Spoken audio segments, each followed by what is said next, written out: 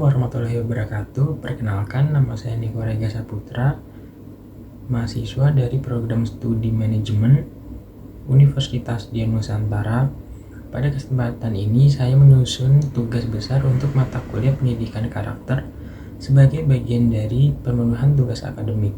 Semoga materi yang saya sajikan dapat menambah wawasan kita semua tentang pentingnya pendidikan karakter dalam membentuk generasi bangsa yang unggul.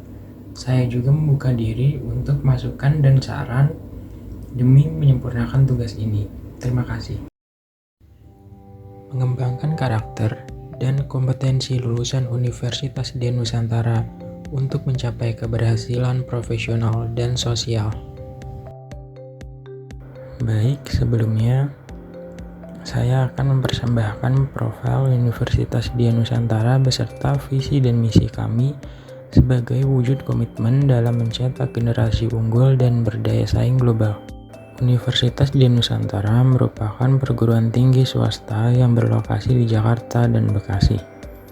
Dan Universitas Dian Nusantara memiliki kualitas pembelajaran dosen dan fasilitas yang tidak kalah dengan perguruan tinggi swasta lainnya yang berada di Jakarta.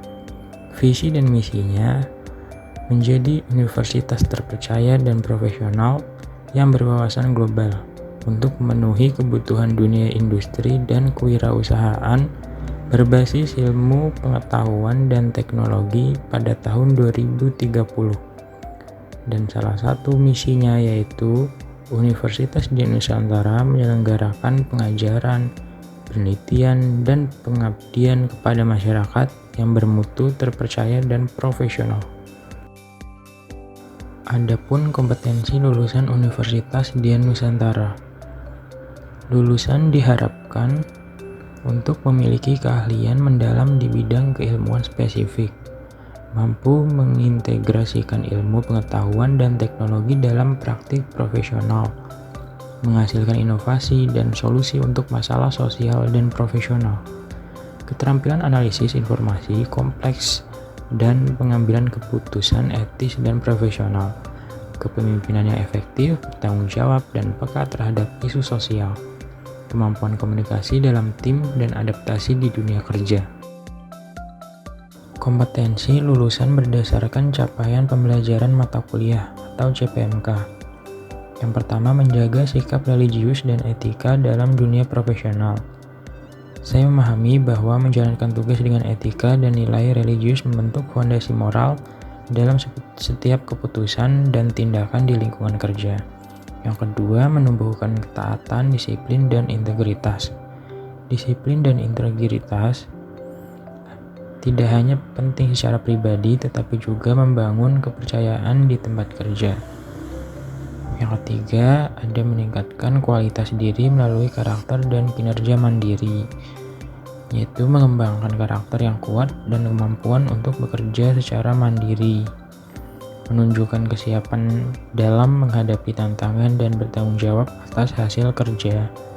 Yang keempat, membangun kolaborasi dan kerja tim yang efektif. Kerjasama yang sinergis menunjukkan bahwa saya mampu kontribusi dalam tim, menghargai pendapat orang lain, dan mencapai tujuan bersama dengan cara yang produktif. Yang kelima, ada berperan aktif dalam konteks sosial dan profesional. Menjadi lulusan yang aktif secara sosial dan profesional berarti terlibat dalam perubahan positif, tidak hanya untuk diri sendiri, tetapi juga untuk masyarakat dan lingkungan kerja saya nanti. Yang pertama, ada materi tentang menjaga nilai-nilai ketuhanan dalam profesionalisme. Ini sangat berpengaruh, dan pengaruhnya yaitu membangun kesadaran moral, salah satunya. Nilai-nilai ketuhanan menanamkan kesadaran bahwa setiap tindakan akan dipertanggungjawabkan, tidak hanya di dunia, tetapi juga di hadapan Tuhan. Hal ini membuat kita lebih berhati-hati dalam bertindak, menghindari kecurangan, dan menjunjung tinggi integritas. Yang kedua, menumbuhkan tanggung jawab dan kejujuran. Orang yang berpegang pada nilai ketuhanan cenderung memiliki rasa tanggung jawab tinggi, karena mereka percaya bahwa Tuhan mengetahui setiap perbuatan, dan kejujuran adalah bagian dari ibadah. Yang ketiga, ada mendorong profesionalisme berbasis nilai. Etika profesional bukan hanya soal aturan formal, tapi juga menyangkut komitmen terhadap kebenaran, kepedulian terhadap sesama, dan menghindari sikap egois atau materialistis. Adapun keseimbangan antara spiritualitas dan pengambilan keputusan etis dalam dunia kerja. Ini artinya kita tidak hanya memikirkan untung rugi atau aturan formal saja, tapi juga mempertimbangkan apa yang benar secara moral dan sesuai dengan nilai-nilai yang kita yakini sebagai manusia yang beriman. Contohnya, dengan nilai ketuhanan, kita akan menolak untuk memalsukan laporan keuangan, meskipun ditawari imbalan besar, karena kita sadar bahwa perbuatan itu melanggar hukum dan nilai moral yang kita yakini. Memahami Big Five Personality untuk mencapai prestasi. Model ini adalah cara untuk memahami kepribadian seseorang berdasarkan 5 sifat utama. Yang pertama ada openness to experience atau keterbukaan terhadap pengalaman. Ini menggambarkan sejauh mana seseorang terbuka terhadap ide, pengalaman, dan perubahan. Contohnya, seseorang suka belajar budaya baru, mencoba makanan asing, atau suka menjelajah tempat yang belum pernah ia kunjungi. Yang kedua ada conscientiousness atau ketelitian. Ini berhubungan dengan tingkat disiplin, tanggung jawab, dan organisasi seseorang. Contohnya, jika seseorang suka menyusun to-do list dan menyelesaikan tugas tepat waktu. Yang ketiga ada extraversion, yaitu dimensi ini mencerminkan seberapa nyaman seseorang dalam berinteraksi dengan dunia luar atau seberapa aktif diri pribadi orang. Contohnya, seseorang sangat suka berbicara atau komunikasi dengan orang lain di tempat umum dan cepat akrab dengan orang baru. Selanjutnya ada agreeableness atau kesesuaian. Ini tentang seberapa baik kita berhubungan dengan orang lain. Contohnya, jika seseorang suka membantu teman tanpa diminta atau mudah untuk memaafkan. Yang terakhir ada neuroticism, yaitu kestabilan emosi, mengacu pada kecenderungan individu untuk mengalami emosi negatif atau seberapa mudah seseorang merasa cemas, stres, atau emosional. Contohnya, jika seseorang sering merasa khawatir atau overthinking dengan suatu hal yang ada di pikirannya. Pemahaman diri sendiri juga dapat meningkatkan prestasi atau efektivitas kerja, yaitu yang pertama menentukan gaya bekerja yang efektif, mengelola emosi dan stres kerja, lalu meningkatkan komunikasi dan kerja tim, membentuk strategi pengembangan diri, dan menumbuhkan motivasi dan kepuasan kerja. Masih dalam memahami Big Five Personality untuk mencapai prestasi. Gimana sih cara menerapkan pemahaman tentang kepribadian dalam beradaptasi di lingkungan kerja yang multikultural? Nah, yang pertama kita harus kenali pribadi diri sendiri terlebih dahulu. Yang kedua, tingkatkan kesadaran budaya atau culture awareness. Yang ketiga, gunakan kepribadian untuk menyesuaikan komunikasi. Yang keempat, kelola emosi saat hadapi perbedaan. Yang kelima, bangun empati dan kolaborasi. Nah, yang terakhir, gunakan conscientiousness untuk disiplin dan adaptasi. Selanjutnya ada berpikir positif untuk meningkatkan kinerja. Sikap mental positif membantu seseorang tetap tegar dan tidak mudah menyerah saat menghadapi tekanan atau kegagalan. Orang dengan mindset positif akan melihat masalah sebagai peluang untuk belajar, bukan sebagai akhir dari segalanya.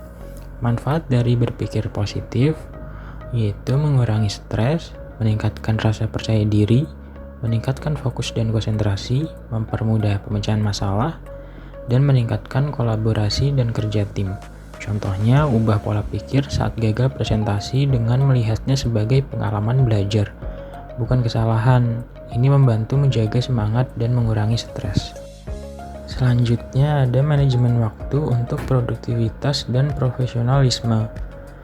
Ada macam-macam teknik manajemen waktu untuk meningkatkan efisien kerja, yaitu yang pertama, berdasarkan urgensi dan tingkat kepentingan, atau biasa dikenal sebagai teknik Eisenhower Matrix. Yang kedua ada teknik Pomodoro, yang dimana kita bekerja selama 25 menit lalu istirahat 5 menit. Yang ketiga, ada to-do list harian, yaitu kita membuat daftar tugas dengan prioritas jelas untuk menjaga arah kerja sepanjang hari. Yang keempat, ada time blocking, yaitu menjadwalkan waktu secara spesifik untuk setiap jenis kegiatan. Ini untuk mencegah multitasking dan membantu menjaga alur kerja. Adapun pentingnya menetapkan prioritas, yaitu menghindari kesalahan dan stres, meningkatkan produktivitas, mengasah keputusan yang lebih baik, menyeimbangkan hidup dan kerja, dan mendorong pencapaian tujuan. Contohnya, dalam kehidupan kita sehari-hari, gunakan alarm atau timer untuk mengingatkan pergantian aktivitas agar tidak lupa atau terlewat. Selanjutnya ada materi tentang membangun karakter sukses untuk keberhasilan profesional. Dalam konteks materi ini, seseorang pemimpin yang visioner membutuhkan sejumlah karakter yang kuat yang membedakan mereka dari pemimpin biasa. Berikut beberapa karakter penting yang diperlukan. Yang pertama ada visionary thinking, yaitu memiliki visi jangka panjang yang kuat dan kemampuan berpikir kreatif untuk mencapai tujuan karir. Lalu ada risk taking, berani mengambil resiko untuk mencapai kesuksesan dan mempercepat laju karir.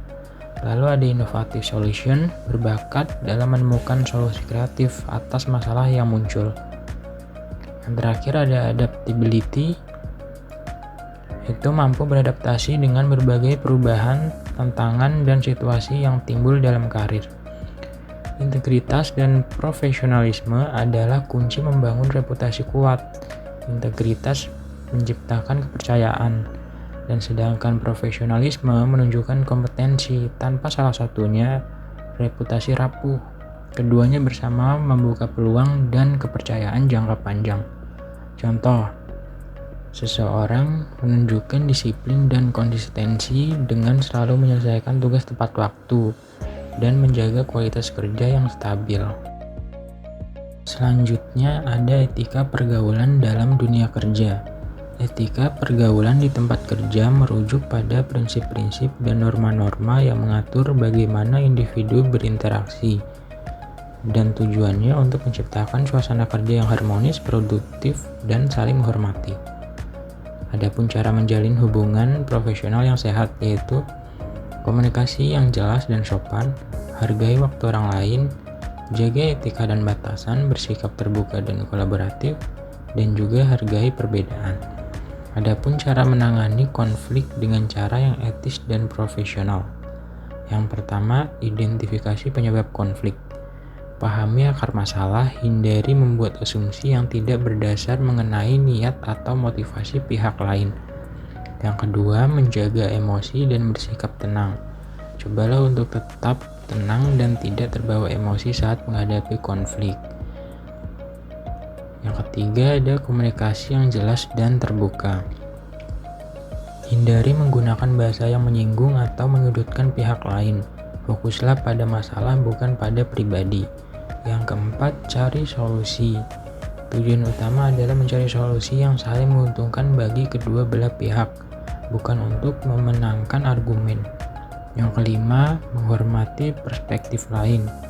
Beri ruang bagi pihak lain untuk mengemukakan pendapat dan perasaan mereka. Ini menunjukkan bahwa kita menghargai pendapat mereka. Yang keenam, jaga kerahasiaan dan privasi. Jangan membicarakan masalah pribadi atau konflik di depan umum, terutama jika melibatkan masalah sensitif. Usahakan untuk menyelesaikannya secara pribadi agar tidak memperburuk situasi. Yang terakhir, tindak lanjut dan evaluasi. Setelah menemukan solusi, pastikan untuk memantau apakah solusi tersebut berjalan dengan baik dan apakah tidak ada masalah baru yang timbul. Menjaga lingkungan kerja yang sehat dan toleran. Toleransi sebagai fondasi kerjasama. Toleransi merupakan sikap yang sangat penting dalam membangun kerjasama yang harmonis di tempat kerja. Ini bukan hanya sekedar memahami perbedaan, tetapi juga menghargai dan menerima adanya keragaman dalam tim, baik itu terkait dengan suku, agama, ras, budaya, maupun pandangan hidup. Lalu ada pun mencegah dan menangani bullying di tempat kerja.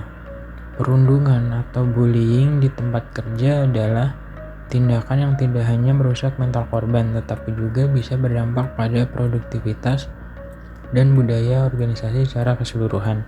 Adapun langkah-langkahnya untuk menangani bullying yaitu menerapkan kebijakan yang jelas, tegas pada etika profesional, dorong pelaporan, dan bangun budaya saling menghormati untuk menghapus perilaku intimidasi.